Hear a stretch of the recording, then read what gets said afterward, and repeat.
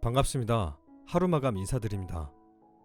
오늘 하루도 고생하신 여러분께 읽어드릴 책은 안현진 작가님의 내향적인 성격입니다만 소신대로 살겠습니다 라는 작품인데요. 이 책의 처음 소개글부터 책 속의 내용들이 저와 참 닮아있다는 생각이 들었습니다. 작가님의 살아온 시대와 저의 시대가 비슷하다 보니까 느껴질 수 있는 동질감이 계속 들었는데요. 책을 보는 내내 어릴 적을 회상하면서 제가 살았던 동네와 친구들이 많이 떠오르기도 했습니다. 이 책은 작가님의 내향적인 삶을 통해 겪은 많은 일들을 보여줌과 동시에 용기를 북돋는 책이라고 생각합니다. 오늘 이 책을 통해 내향적인 성격인 사람들 뿐만 아니라 모두가 소신대로 살아가길 바라는 마음으로 읽어드리겠습니다.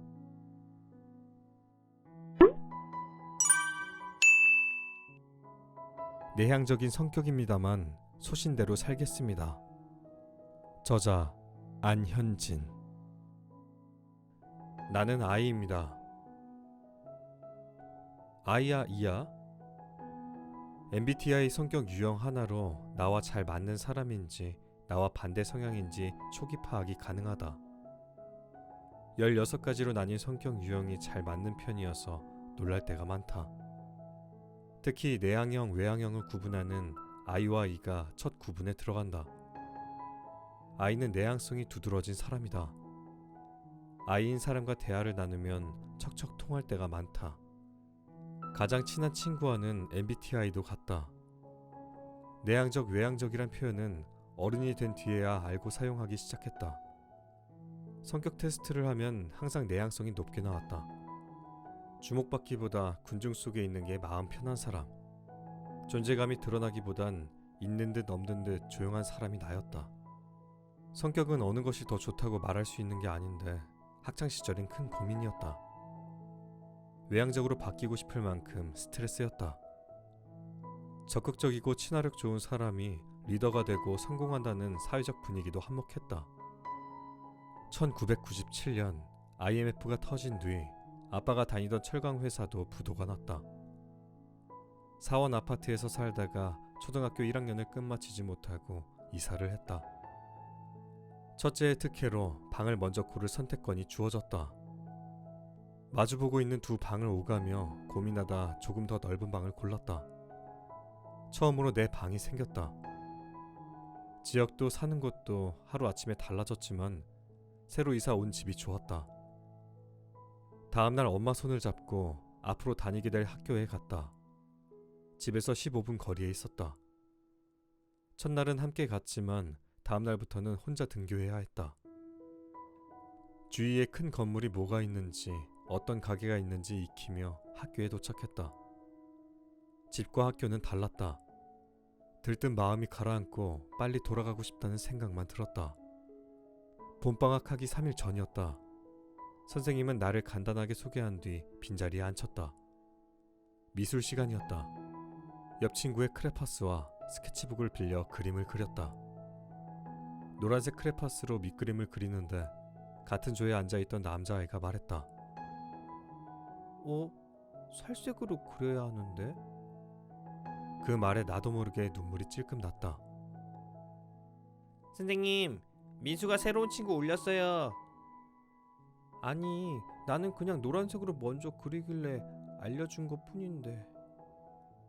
나도 내가 왜 울지? 라고 생각할 만큼 이해가 안 갔다. 한참 지나고 생각해보니 내가 느끼는 것 이상으로 긴장하고 있었다. 낯설고 떨리던 마음이 아무것도 아닌 말 한마디에 툭 건드려졌다. 모두의 이목이 쏠리는 상황이 내게는 부담스러운 일이었다.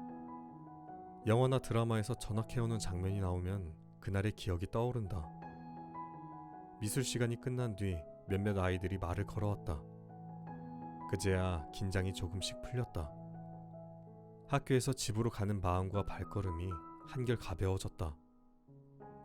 봄방학이 끝나고 바로 2학년으로 올라갔다. 담임선생님은 키 순서대로 자리를 정했다. 또래보다 키가 컸던 나는 마지막까지 남다가 결국 혼자 앉게 되었다. 인원이 홀수였다. 키가 크면 주목받는 것 같아 싫었다. 학창시절 내내 키에 대한 콤플렉스가 있었던 것도 성격과 관련이 있었다. 같은 반이면서 같은 아파트에 사는 활발한 성격의 친구와 친해졌다. 둘 다 2살 아래 남동생이 있다. 함께 등교하면서 동생들도 자연스레 친구가 되었다. 반이 달라지고 나는 친구와 서서히 멀어졌지만 동생은 지금도 연락하며 지낸다. 동생과는 같은 만화 영화를 보며 자랐다. 주말이면 도서관도 함께 다니고 만화책방에서 빌려온 책도 공유하며 봤다. 그래서인지 좋아하는 게 비슷하고 대화하는 것도 재밌다.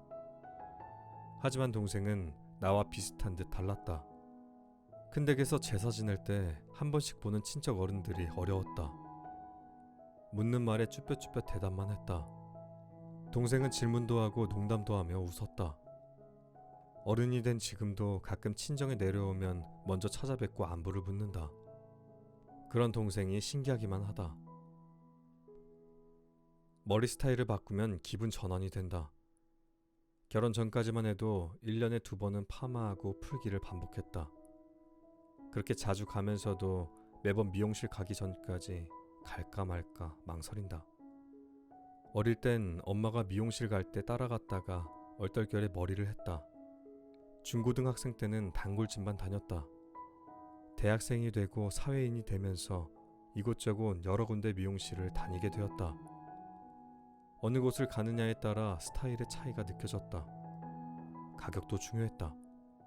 머리도 잘하고 가격도 괜찮은 미용실을 알게 되었다. 하지만 치명적인 단점이 있었다. 개인 미용실이었는데 사장님이 끊임없이 말을 걸고 개인사에 관해 물어봤다. 아무 말도 하지 않고 머리만 하고 싶으면서도 나처럼 무뚝뚝한 손님은 얼마나 따분할까를 더 신경 썼다. 손님이 가고 나면 다른 손님과 그 손님 얘기를 했다. 내가 간 뒤에도 내 얘기를 하는 거 아닐까? 머리하는 2시간이 얼른 지나가길 바랐다. 그런데도 가성비가 좋다는 이유만으로 몇 번 더 머리를 하러 갔다. 발길을 끊게 될 결정적인 일이 있었다. 아니, 목에 힘을 좀 빼시라고요. 머리를 감겨줄 때 머리가 무거울까봐 목에 힘을 주었다. 그러면 덜 무거워질 줄 알았다. 갈 때마다 보조 미용사의 찡그린 표정과 무뚝뚝한 말투가 마음을 불편하게 했었다. 이 한마디에 정신이 번쩍 들었다. 그날 이후로 다시는 그 미용실에 가지 않았다. 왜 그렇게 꾹 참고 다녔을까 스스로가 미련해 보였다. 미용실에 갔다 오면 피곤한 이유가 2-3시간씩 가만히 앉아 있어서가 아니었다. 걸어오는 말에 호응해야 한다는 부담감에 스트레스 받았다. 처음 보는 사람에게 2시간 이상 머리를 맡기는 것도 불편한데 어떤 이야기를 해야 할까? 어떻게 답해야 하지? 하는 고민이 덤으로 따라왔다. 첫 만남에 상대방과 편하게 대화를 주고받는 사람이 부러웠다. 옆자리 손님은 다른 미용사와 하하호호 웃으며 재밌게 대화를 이어나가는데 나는 어색하게 앉아있는 게 괜히 미안해지곤 했다. 성격을 말하는 데 있어 내향적이다, 외향적이다 구분할 수는 있다. 하지만 무엇이 더 좋고 나쁘다고 말할 수는 없다. 내향적인 내 성격을 부정적으로 바라봤다. 자신을 부정적으로 바라보니 자신감이 없을 수밖에 없었다. 자신감이 부족하니 자꾸 주위 눈치를 보게 된다. 내 생각과 마음보다 남이 나를 어떻게 생각하는지를 더 고민했다. 나는 그저 조금 소심하고 내성적인 아이였을 뿐이었다. 있는 그대로 나를 받아주지 못한 어린 시절의 내게 미안하다. 여전히 사람을 사귀는 일이 쉽진 않지만 이런 나를 더 이상 부끄럽게 여기지 않는다. 나는 내향적인 사람일 뿐이다. 부끄럽고 떨리는 일. 넌 참 얘기를 잘 듣는다. 우리 엄마는 나 말 많다고 그만 좀 말하라고 하는데 너 보면 엄청 좋아할 것 같다. 나보고 맨날 말 좀 줄이고 차분해지라고 하거든. 고등학교 2학년으로 올라가던 날 친했던 친구들과 헤어져 각자 배정받은 낯선 반으로 이동했다. 어색한 공기가 반 전체를 감쌌지만 목소리 큰 아이들이 어딜 가나 있었다. 벌써 친구가 생긴 것인지 그들의 친화력이 놀랍기만 했다. 옆자리 친구와 우연히 몇 마디 주고받게 되었다. 새로 사귄 친구는 말하기를 좋아했다. 나는 말하기보다 주로 듣는 쪽이다. 우리는 금세 가까워졌다. 말수가 적은 나를 오히려 부러워하던 모습 때문에 첫 만남이 기억에 남는다. 서먹함 속에서 먼저 말 걸어준 게 고마웠는데 친구도 나와 얘기하고 싶어서 용기를 냈었다고 한다. 조용한 성격이면서 말하기를 좋아하는 친구들과 가까워졌다. 편한 관계 속에서는 듣는 것도 말하는 것도 즐겁다. 6살 유치원 재롱잔치 날이었다. 노란 저고리에 빨간 한복을 입고 진한 화장을 한 채 마이크 앞에 섰다. 뒤쪽 구석에 앉아있는 엄마와 남동생이 보였다. 고개를 푹 숙이고 떨리는 목소리로 구연 동화를 이어갔다. 전날 밤 자기 전까지 엄마와 함께 외운 토끼와 거북이 이야기였다. A4 용지 한 장 가득한 내용을 열심히 외웠지만 어떻게 말할지는 연습하지 않았다. 웅얼웅얼 말하며 어서 끝나기만을 바랐다. 유치원 앨범 속 나는 누가 봐도 부끄러워 어쩔 줄 몰라 하는 모습이었다. 2018년 한 해 중 가장 잘한 일은 글쓰기 수업을 들은 것이다. 내 이름으로 된 책 한 권 내고 싶다라는 막연한 꿈을 이루게 해준 일이었다. 남편에게 3살, 4살이던 두 아들을 맡기고 창원으로 수업을 들으러 갔다. 수업을 들을 때마다 글을 쓰고 싶다는 욕망에 가슴이 두근거렸다. 매일 정해진 분량의 글을 채워 나갔다. 아이들 보는 틈틈이 글을 썼다. 매일 글 쓰는 습관이 잡혀있지 않아 처음에는 온종일 걸렸다. 늦은 밤이 되어서야 그날 써야 하는 분량을 끝마칠 수 있었다. 그때의 쾌감이란, 그 뿌듯함을 기억하며 다음 날도 글쓰기를 이어갔다. 드디어 책 한 권 분량의 초고가 완성되었다. 초고가 완성되고 출판사에 투고만 하면 바로 연락이 올 줄 알았다. 거절 메일만 돌아오던 날이 이어졌다. 내 글이 별로인가? 의기소침해질 무렵이었다. 글쓰기 수업에서 수강생들을 대상으로 비전 선포식을 개최한다고 했다. 책을 출간한 작가도 나처럼 아직 책을 출간하지 못한 예비 작가도 모두 모이는 자리였다. 가고 싶었다. 좋은 에너지를 받아오고 싶었다. 남편에게 얘기했더니 선뜻 함께 가자고 했다. 아이들과 다 같이 대구로 갔다. 서로 안면이 있는 사람들은 반갑게 인사를 나누며 화기애애한 분위기였다. 우리는 어색하게 자리를 지키고 앉아 있었다. 아이들은 가만히 있질 못했다. 남편은 행사가 방해되지 않게 두 아이를 데리고 중간에 나갔다. 책을 출간하고 행사에 도움을 준 작가들의 무대 인사가 이어지고 있었다. 그 모습을 보며 나도 언젠가 내 책을 낼 수 있을 거야 생각했다. 그때 강의해주신 작가님이 다가와 살짝 귀띔해 주었다. 다음은 안현진 작가님 차례니까 준비하고 있어요. 네? 작가님 아니에요. 저 못해요. 그러나 이미 늦었다. 그 말만 하고 가버렸다. 지금 생각하면 귀띔이라도 안 주었으면 얼마나 당황스러웠을까 아찔하다. 입술은 바짝바짝 마르고 가슴은 쿵쾅쿵쾅 뛰기 시작했다. 저 무대 위에 내가 올라간다고? 어떤 말을 해야 하지? 살짝 나가버릴까? 짧은 순간에 5만 가지 생각이 오갔다.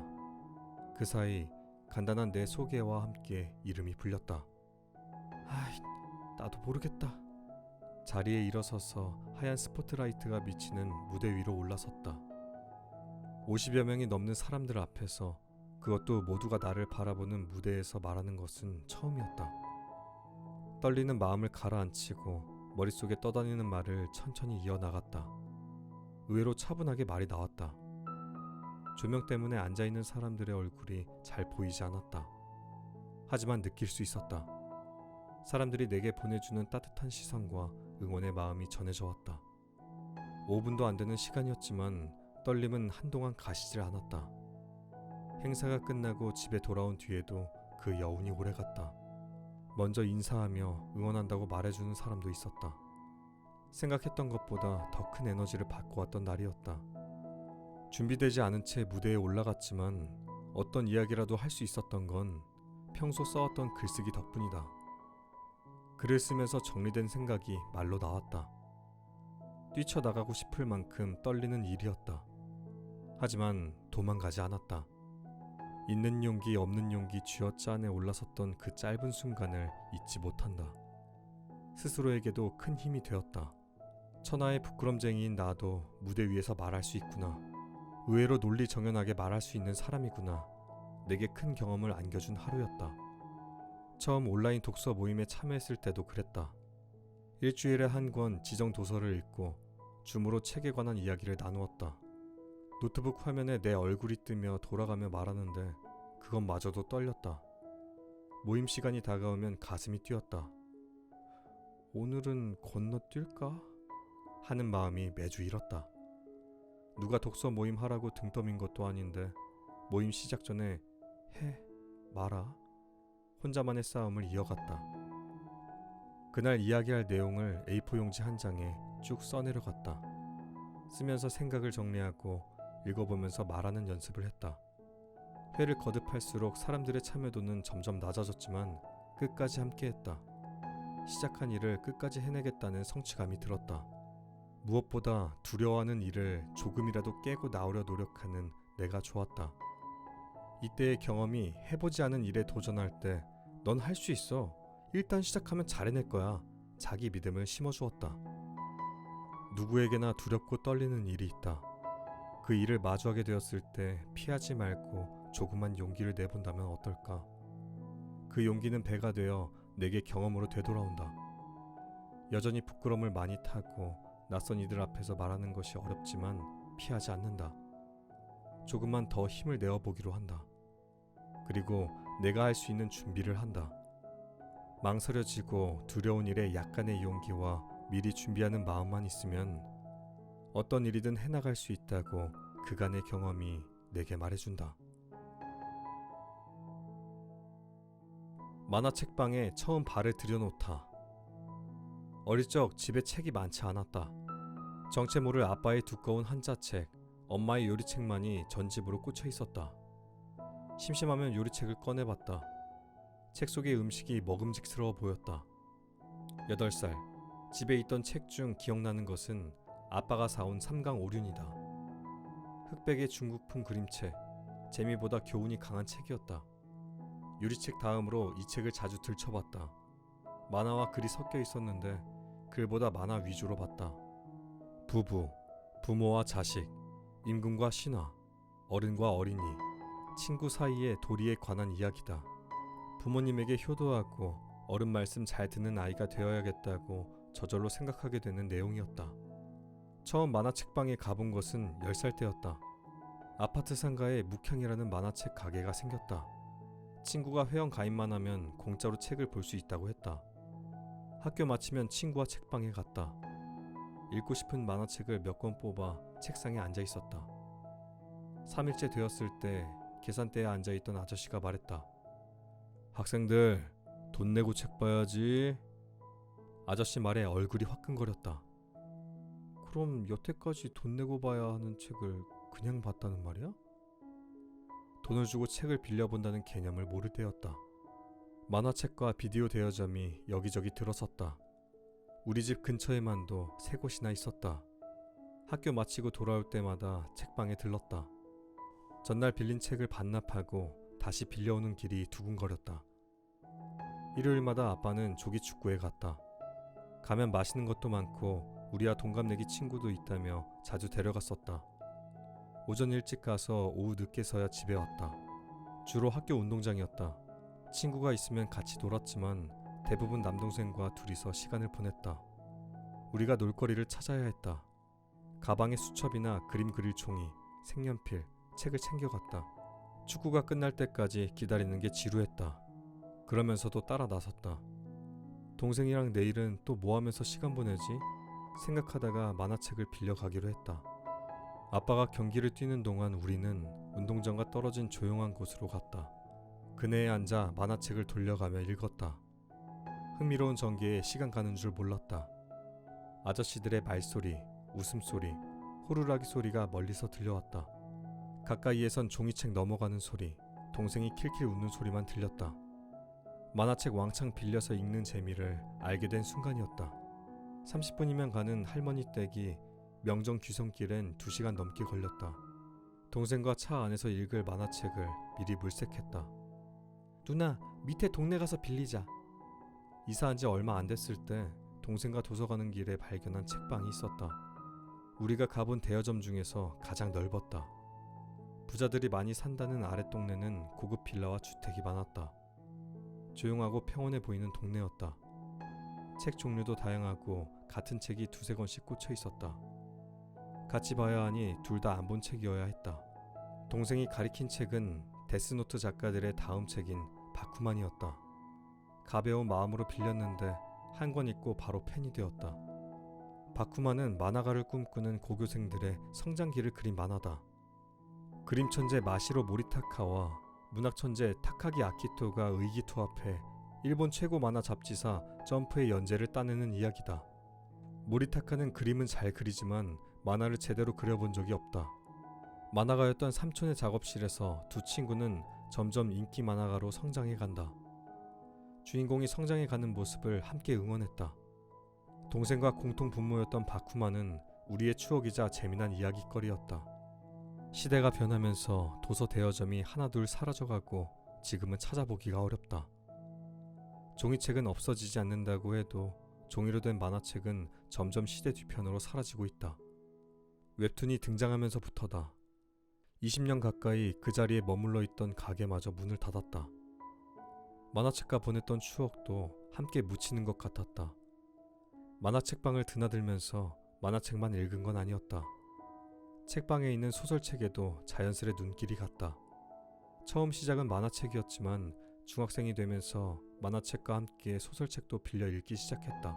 나는 연애소설, 동생은 판타지 무협소설이었다. 책 읽기는 재밌다 라는 인식이 자리한 데는 만화책의 공도 컸다. 도서관을 오가면서 책방 대여점과는 점점 멀어졌다. 만화책보다 도서관에 있는 책이 더 재밌어질 때였다. 같은 환경에서 자라온 동생과 나는 관심사가 비슷하다.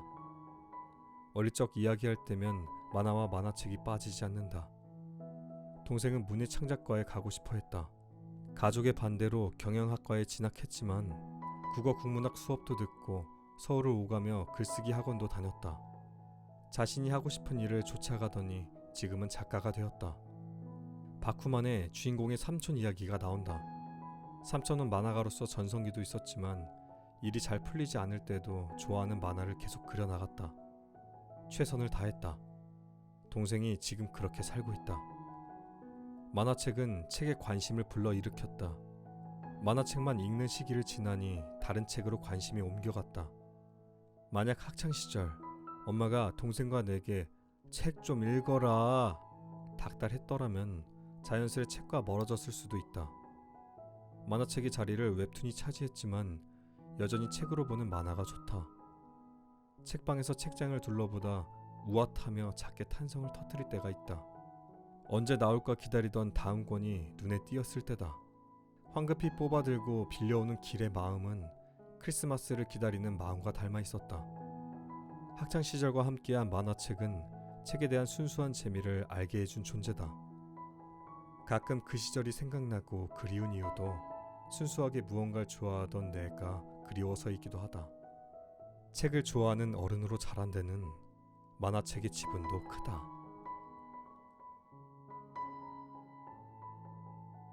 초등학교 일기와 받아쓰기에는 특별한 게 있다. 엄마, 나 받아쓰기 100점 받았어. 집에 돌아온 선우가 학교에서 있었던 일, 친구와 있었던 일을 얘기하다 무심히 말한다. 첫째가 학교에 들어가면서 학부모가 되었다. 국어, 수학이라는 과목을 공부하고 빨간색 동그라미, 빗금쳐진 시험지도 한 번씩 들고 온다. 그림 일기와 받아쓰기를 하면서부터 초등학생이 되었음을 더욱 실감했다. 학교에서 처음 그림 일기 쓰는 걸 배워왔을 때 두근거렸다. 아, 이제 선우도 일기 쓸 때가 온 건가? 아이들에게 책 읽고 일기 쓰는 습관만큼은 꼭 들여주고 싶었다. 이 두 가지가 힘든 순간마다 내게 얼마나 큰 힘이 되었는지 경험해봤기 때문이다. 특히 사춘기, 자신의 정체성을 확립해갈 때 독서와 글쓰기는 든든한 나침반 역할을 해줬다. 저녁 먹고 부엌에서 설거지하고 오면 선우 윤우는 거실에서 놀고 있다. 레고도 하고 카드 놀이도 하고 책도 보고 그림도 그린다. 평온한 그 모습 그대로 두고 싶다. 하지만 3초 망설였다가 말한다. 선우야, 일기 쓰자. 알겠어, 이것만 하고. 순순히 답할 때도 있지만 일기 쓰기 싫다고 오늘은 안 쓰면 안 되냐고 할 때도 많다. 쓰기 싫은 마음 안다. 왜 매일 일기를 써야 하냐는 투덜거림에 최대한 친절하게 답하려고 한다. 일기를 쓰면서 하루를 되돌아볼 수 있고 내가 잘한 행동과 잘못한 행동이 무엇인지 생각해 볼 수 있다. 그런 과정이 더 나은 사람으로 만들어준다. 생각을 글로 쓰는 건 중요한 일이다. 엄마는 일기 쓰기 덕분에 지금도 글 쓰는 게 너무 좋다 등등 구구절절 말한다. 선우는 듣는지 안 듣는지 계속 입이 나와 있다. 그래도 쓴다. 잠들기 직전까지 놀다 들어온 게 아닌 이상 매일 일기를 쓰고 있다. 오늘 뭐 했는지 신중하게 고민한다. 초반에는 만화 본 거, 책 산 거, 포켓몬 빵 산 거 같은 이야기도 적어도 되는지 물어봤었다. 뭐든 괜찮다고 했더니 이젠 혼자서 글을 쓰고 틀린 글자 있냐고 물어본다. 받침이 약해서 짚어주는 부분이 많다. 그래도 점점 느는 게 보인다. 자주 쓰는 단어인데 헷갈리면 앞에 쓴 일기장을 넘겨보기도 한다. 학부모가 되고 조금 놀랐던 건 요즘엔 알림장도 앱을 깔아서 볼 수 있게 하는 거였다. 설문조사나 학교 행사, 과제, 준비물이 하교 후 매일 뜬다. 알림장 앱에 받아쓰기 실시라는 글이 있었다. 선우 내일 받아쓰기 한다는데 엄마랑 연습하자. 나 종이 안 들고 왔는데? 일기도 겨우 쓰고 자러 들어가는 아이한테, 시험 범위 종이도 없다는 아이한테 무슨 연습을 하자고 하겠나 싶어 잘 자라고만 했다. 그러고 나도 잊어버렸다. 뭐? 100점? 어제 받아쓰기 연습도 안 하고 갔는데? 근데 100점 받은 사람 많아. 그래도 100점이나 받고 대단한데? 선우가 받아쓰기를 왜 잘한 줄 알아? 왜? 매일 일기를 써서 그래. 선우가 쓰기 싫은 날에도 열심히 썼잖아. 틀린 글자도 엄마랑 고쳐가면서. 그러면서 많이 는 거야. 그게 기쁜 거지. 아이가 어떤 점수를 받아와도 잘했다고만 했다. 4개나 맞았냐고, 저번보다 더 많이 맞았네 하면서 받아쓰기도 100점이 기쁜 것보다 점점 늘어가는 모습에 기뻤다. 나는 받아쓰기를 잘하고 좋아하는 아이였다. 미리 연습하던 시간도 좋아했다. 다음날 학교에서 받아쓰기 시험이 있는 날이면 엄마와 저녁에 받아쓰기 연습을 했다. 저녁을 먹고 씻고 잠옷으로 갈아입은 뒤 교과서와 공책, 연필, 지우개를 들고 엄마를 기다렸다. 화장실에서 씻고 나온 후라 엄마에게서 향긋한 로션 향이 풍겨졌다. 교과서 범위를 알려준 뒤 받아쓸 준비를 했다. 지문에서 아무 문장이나 엄마가 읽어주면 잠시 고민했다가 받아 썼다. 맞춤법과 함께 띄어쓰기도 중요했다. 엄마, 할머니 댁 할 때 댁 띄었어? 헷갈리는 글자와 띄어쓰기를 알아가는 재미가 있었다. 선생님이 1번, 2번 하면서 한 문제씩 부를 때마다 자신감이 넘쳤다. 엄마와 공부한 문제가 나오면 반가웠다. 이거 엄마랑 한 거다. 집에 가면 얘기해줘야지. 대부분 100점 아니면 한 문제 틀렸다. 동그라미 10개가 쳐진 시험지를 들고 가는 발걸음이 가벼웠다. 엄마에게 얼른 자랑하고 싶었다. 친정에 초등학교 6년 동안 쓴 일기장이 있다. 어릴 때 일기장을 보면 재밌다. 할머니 댁과 외삼촌 댁에 놀러간 이야기가 많았다. 이런 일이 있었구나, 기분이 이랬구나 어렴풋이 떠올려지기도 한다. 내가 썼던 초등 일기장을 보더니 선우가 자기도 좀 더 길게 쓰고 싶다고, 이젠 그림 말고 글로만 쓰고 싶다고 했다. 친정에서 여름방학을 지낼 때도 일기 쓰기를 계속했다. 선우는 중얼중얼하며 글을 썼다. 나는 옆에 앉아 모르는 글자를 물어볼 때마다 알려주었다. 엄마가 열심히 일기 쓰는 선우를 보며 칭찬했다. 엄마도 나 이렇게 일기 쓰는 거 봐줬을 거 아냐. 그럼 엄마도 그랬지. 어릴 적 일기 쓰기와 받아쓰기가 좋았던 이유는 엄마와 함께한 시간에 있었다. 이게 맞나? 틀렸나? 갸우뚱하며 써내려갔던 8살의 내 모습. 지금 내 나이와 같은 젊은 엄마와 보낸 저녁 시간이 즐겁고 편안하게 기억된다. 선우에게도 일기 쓰는 이 시간이 따뜻하게 기억되면 좋겠다. 있는 그대로 받아들이기. 누나는 자신한테 너무 엄격해. 엄마가 되면서부터 좋은 사람에 대한 강박이 심해졌다. 아이는 부모를 보며 자란다고 하지 않는가. 아이들에게 좋은 엄마, 좋은 어른에 대한 본보기가 되고 싶었다. 첫째가 2살 때 육아서를 시작으로 책에 다시 한번 빠져들었다. TV와 스마트폰을 멀리하게 됐다. 화면이 아닌 아이 눈을 마주하고 아이 말에 귀 기울이기 위함이었다. 책 읽을 시간을 확보하려면 TV와 스마트폰을 제일 먼저 멀리해야만 했다. 1996년에 방영한 KBS2 주말 연속극 첫사랑이 드라마에 대한 첫 기억이다. 영화에 대한 첫 기억은 아빠와 동생과 봤던 취권이다. 어렸을 때부터 TV 보는 걸 좋아했다. 청소년기를 만화, 드라마와 함께했다. 대학생이 되면서 자취 생활을 하고 공부하느라 잠깐 멀어지긴 했지만 TV는 여전히 내 친구였다. 뭘 해도 재미가 없고 무기력해질 때가 있다. 책도 눈에 들어오지 않는다. 그땐 지나간 드라마를 정주행한다. 볼 땐 재밌는데 보고 난 직후 허무함이 밀려온다. 아이들이 잠든 밤, 중간에 끊지 못하고 밤을 새운 적도 많다. 잠이 부족하니 예민해졌다. 그 예민함이 아이들에게 짜증과 화로 갈 때면 내가 그렇게 미울 수가 없다. 재밌게 보면서도 드라마를 보고 있는 나를 비난했다. 한심해했다. 드라마와 함께 커온 나인데 그 즐거움을 쉽게 버릴 수가 없었다.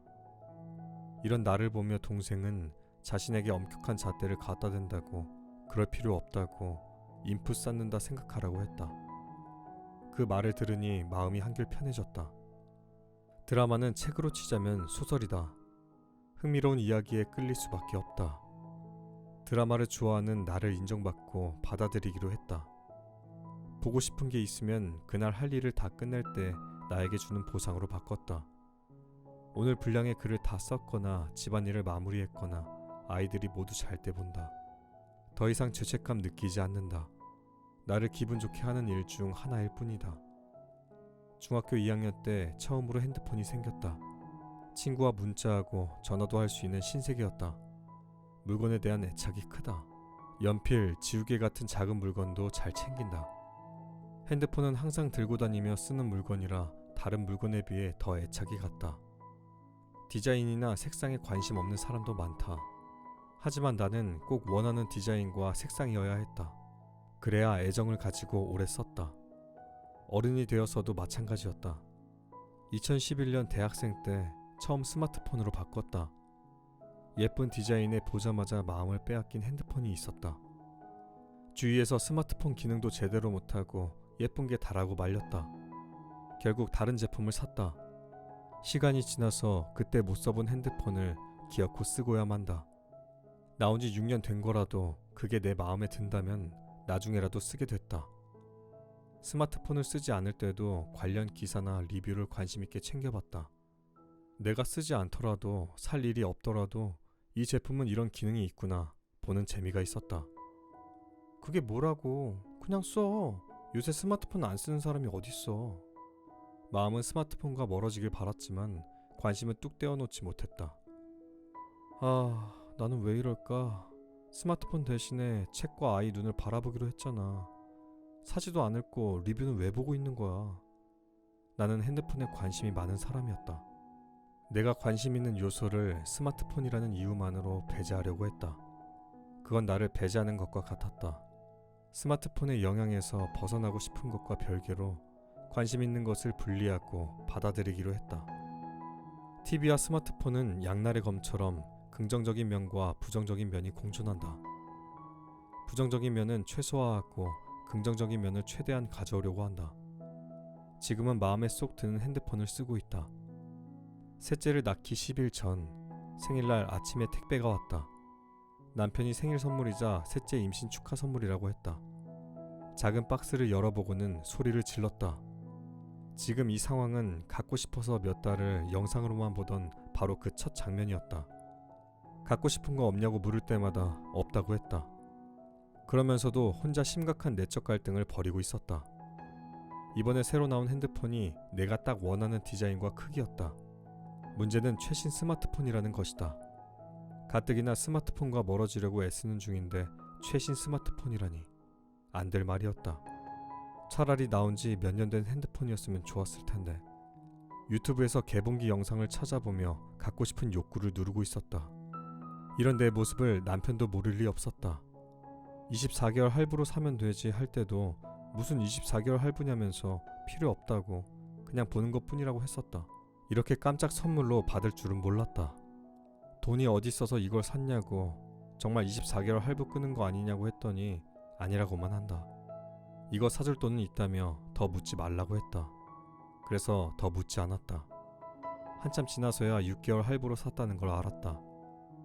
내가 원하는 걸 쓸 때의 만족감이란 이런 거구나. 쓸 때마다 기분이 좋아졌다.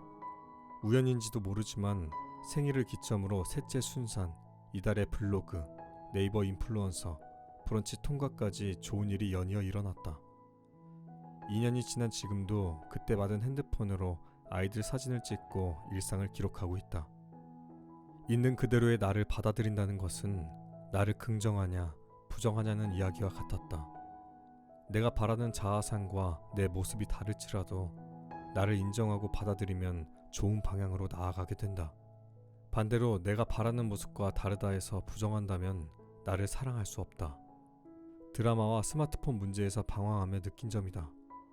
사랑의 시작은 나부터다. 나를 인정하고 소중히 여기는 마음이 나를 당당하게 만든다. 오늘도 끝까지 들어주신 여러분께 너무 감사드리고요. 그럼 이만 하루 마감 인사드리겠습니다. 평안한 잠 주무세요.